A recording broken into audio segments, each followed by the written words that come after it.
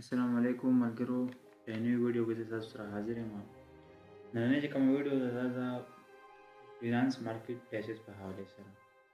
په دې ویډیو کې موږ لومړی مارکیټ پلیسز پیژنو چې یاره فریلانس مارکیټ پلیس نه څه مراد دی، او بیا به کوشش کوو چې موږ فریلانس مارکیټ پلیسز ووایو، ټاپ فریلانس مارکیټ پلیسز چې کوم دي هغه ووایو. راځو سمپل انګلیش کې ما د ډیفینیشن لیکلی دی چې یاره فریلانس مارکیټ پلیس څه ته وایي. څنګه چې زمونږ عام جنرال چې کوم دی د سیلینګ او پروډکټ سیلینګ لپاره د پروډکټ خرڅولو او اخیستو لپاره چې کوم دی مارکیټ وي داسې فریلانس مارکیټ پلیسز هم وي. نو دا خو یا یو ویبسایټ کې دي شي یا یو داسې پلیټفارم یا داسې یو اپ کې دي شي چې د هغې په ذریعه باندې سیلر چې کوم دی خپل سرویسز خرڅي او بایر چې کوم دی هغه اکارډینګ ټو هیز نیډ هغه خپل سرویسز چې کوم دی اخلي. مارکیټ پلیس زموږ سره نارملی ډیجیټل فریلانسینګ په حواله سره چې کوم مارکیټ پلیس دی هغه ویبسایټ کې دي شي یا یو اپ کې دي شي. پای کې سیلر راځي او هغه خپل پروفایل جوړ کړي، خپل پورټفولیو جوړ کړي، د هغې بیس باندې بیا بایر چې کوم دی هغه ځان لپاره چې کوم دی کسان هایر کړي، خپل سرویسز پې اخلي او هغه ته پیمنټ کېږي. نارملی په مارکیټ پلیسز کې چې کوم دی هغه دوه کسان انوالو وي. یا به ته چې کوم مارکیټ پلیس کې کمیونیکیشن کوي نو ته به ایز ا بایر کار کولی شي یا ایز ا سیلر کار کولی شي. نو دا اوس په تا باندې ډیپینډ کوي، مطلب ته سرویسز اخیستی هم شي او ته سرویسز ورکولی هم شي. نو که فرض کړه ته سرویسز اخلې نو ته ایز ا بایر یې، که فرض کړه ته سرویسز خرڅی نو ته بیا سیلر یې.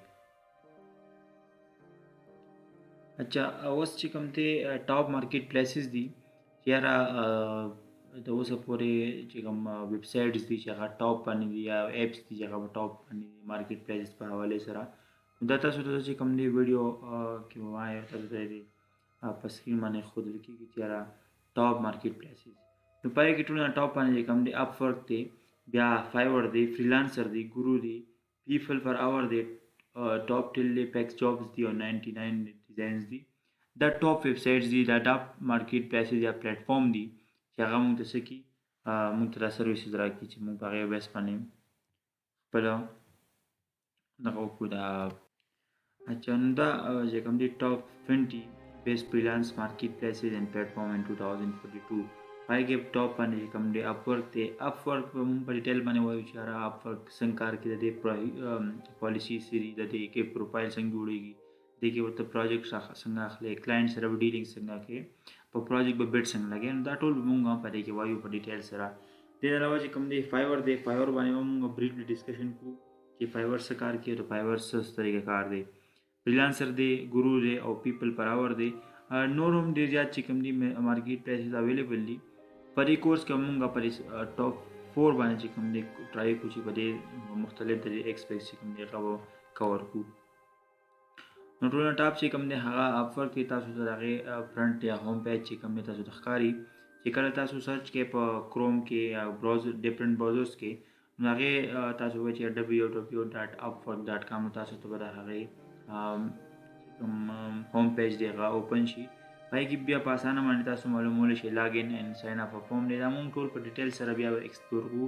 هر یو څومره چې هم مارکیټ پلیسز دي د دې ویب سایټ او د دې ایپس چې کوم دی هغه موږ په بریفلی ایکسپلیټ کوو چې یاره په دې کې څه دي او تاسو څنګه ایز ا د دې نه خپل ارنینګ کولی شئ یا تاسو خپل سرویسز چې کوم دی په دې باندې کولی شئ. په دویم نمبر باندې چې کوم دی فایور دی. فایور ته موږ زیات فوکس په دې وجه کوو چې فایور په خپله فرینډلی دی، بګنر فرینډلی دی. مطلب چې کوم نیو یوزرز دي یا نوي خلک راغلي فریلانسینګ ته نو هغوی لپاره فایور چې کوم دی بهترین دی. ولې بهترین دی؟ ځکه چې فایور کې د ټولو نه کم از کم پروجیکټ چې ته اخیستی شي هغه د $5 پورې اخیستی شي. او په اپورک کې بیا پروجیکټ چې کوم هغه په های لیول باندې د هغې پرایسینګ چې وایي د هغې کوالټي یا د هغې چې کوم ډیمانډ یې ورته نو هغه ایکسټراډینري ایکسپیرینس خلکو لپاره چې کوم دی اپورک یو بهترین پلیټفارم دی. خو دا ټول به موږ ډسکس کوو چې د دې څه پیدا دي، د دې چې کوم دی کو فرض کړئ یو سړی اپورک استعمالي د هغه به څه پیدا وي، کو فرض کړئ یو سړی فایور استعمالي د هغه به څه پیدا وي. دا ټول موږ په ډیټیل سره وایو.